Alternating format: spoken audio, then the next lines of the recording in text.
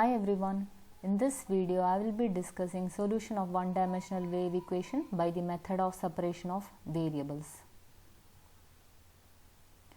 Now consider a stretched string which is being distorted and then the string is made to vibrate, and then we are going to find out the vibration of the string at a particular time t.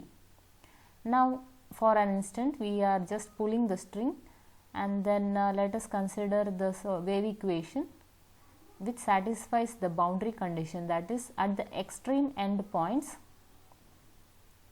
when x is 0 and x is L, we get the displacement as 0, y is equal to 0, and the initial conditions are like before the string is being released, at the initial stage it is being pulled.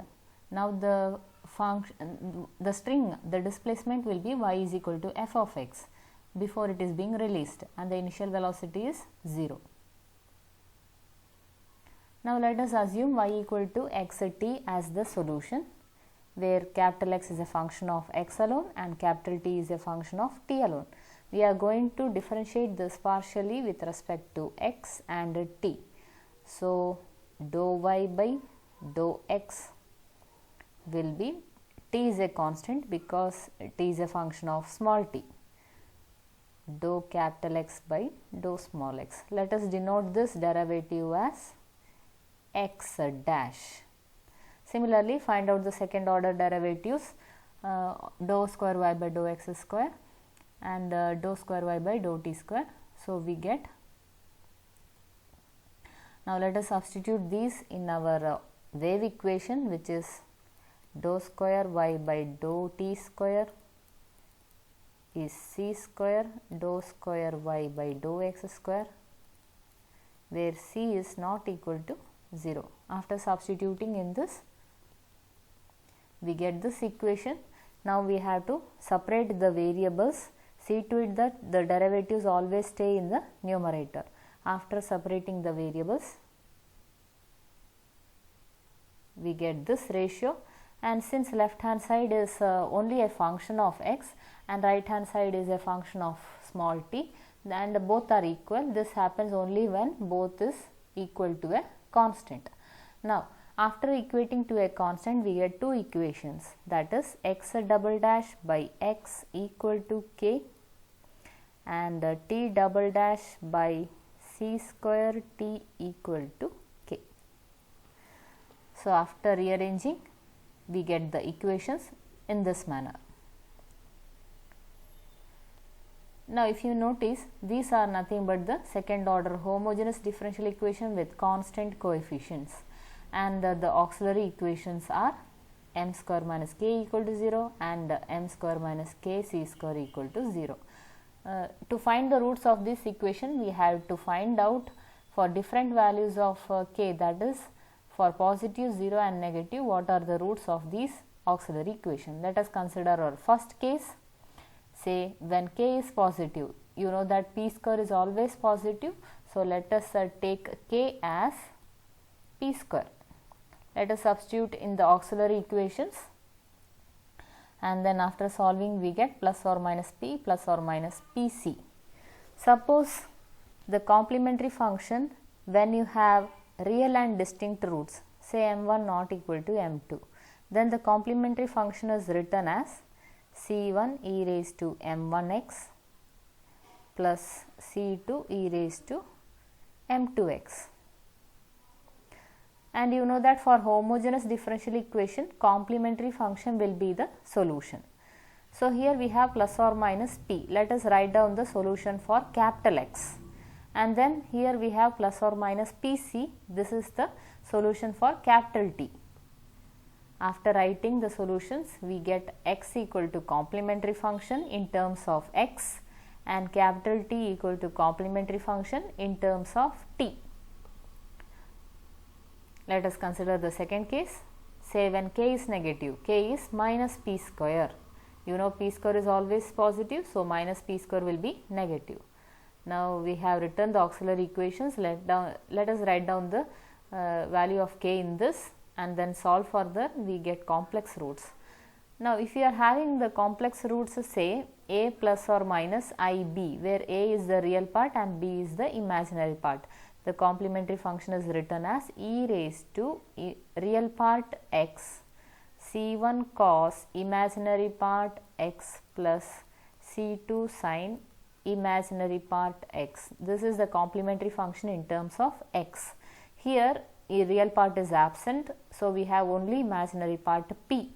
So in the place of b, we are going to put a p. Let us write down the solutions for x and t.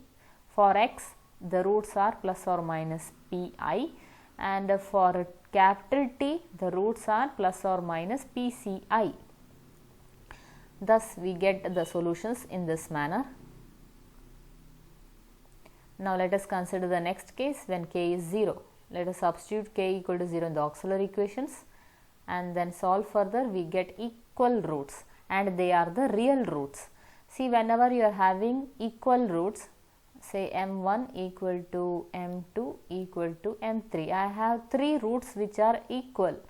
So, these are real and equal. When you have real and equal roots, this is how we write the complementary function, that is c1 e raised to, let me call these as m, c1 e raised to mx plus c2 x into e raised to mx plus c3 x square into e raised to mx. See, when you have 3 roots, you will have 3 terms in your complementary function. Now, here we have only 2 roots. I hope you know how to write down the corresponding complementary functions, capital X in terms of small x and capital T in terms of small t. But make sure when you are writing the constants, they must be distinct, c1, c2, c3 and c4. After simplifying this further, you know e raised to 0 is 1. So, you get capital X and capital T. But you know that we are dealing with problems on vibrations of a string, and then therefore the solution must be periodic in nature, and then the solutions must contain trigonometric functions like sine or cosine, so that we can replicate the periodic functions as a vibration of a string. But here only case 2 has periodic functions sine and cos. Thus, this will be our solution where capital X and capital T is given as in case 2. This is the solution of a wave equation which corresponds to the negative value of k, that is when k is minus p square, we have got this as our solution. So, this is our solution of wave equation. Now, we are going to find out these constants, say c1, c2, c3, c4 by substituting various conditions like boundary conditions and initial conditions. But make sure c1 and c2 both should not be simultaneously 0, because if both are together 0, then your solution will be 0.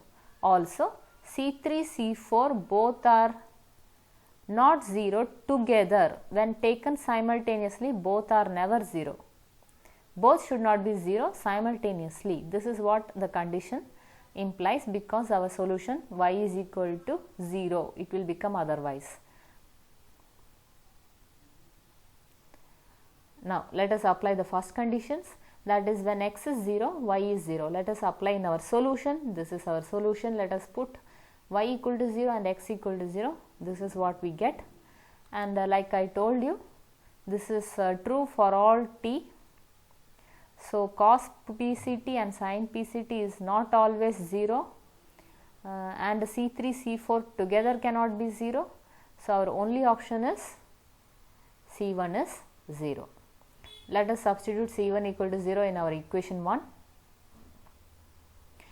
and then after substituting you get your equation. Now, this is our newly found equation. Now, we have to find out C2, C3 and C4, but we got an answer, say C1 is 0.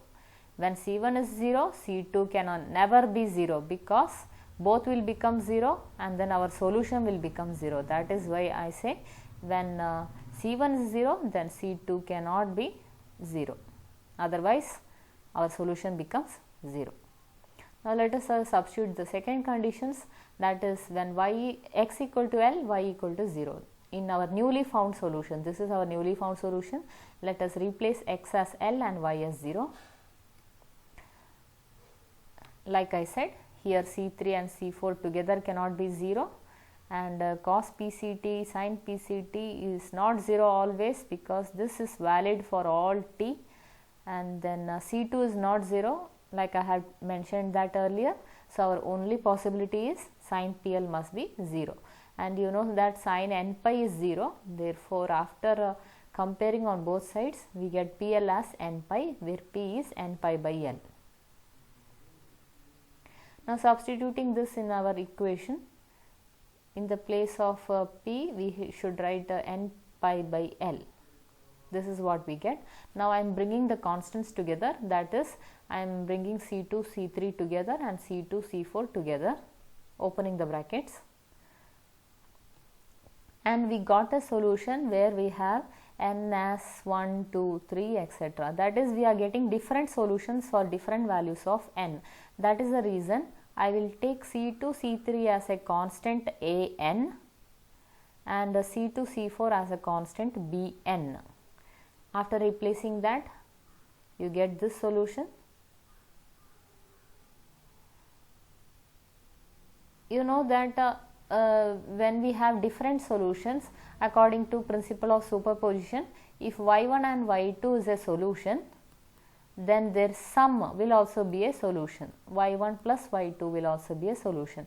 So upon adding all the solutions for different values of n, we get this as a solution. Now let us find out the constants a(n) and bn by substituting our initial conditions. Our first condition was y is equal to f of x when t is 0. Now let us replace that, y equal to f of x and t as 0, you get this equation. You know cos 0 is 1 and sin 0 is 0. So you will get f of x equal to sigma n equal to 1 to infinity a n sin n pi x by L, and which represents a half range Fourier sine series of the function f of x, where a n is given by this formula. Now let us apply the second initial condition. For that we have to differentiate the solution with respect to t partially. So this is our newly found solution, differentiating this partially with respect to t. Now let us substitute the second boundary condition, that is initial velocity is 0 when t is 0. Now this was our differentiation. Here you put t as 0 and dou y by dou t as 0, and sin 0 is 0, cos 0 is 1. So you get this equation, and this equation is satisfying for various values of n. You know that sin n pi x by L is not always 0, because here n keeps on changing, and here n is 1, 2, 3 etc. that also keeps on changing. What about pi? Pi is 3.142. It is a fixed constant, and c is not 0. I have mentioned that earlier. Here L represents the length of the string, so that is also not equal to 0, and the only possible solution that left hand side equal to right hand side is that bn must be 0 for all n. Only then left hand side becomes equal to right hand side. Thus we substitute bn here, we get this as our solution, where an is obtained as an equation, and thus we have got a solution for our wave equation. I hope you have understood. Thank you.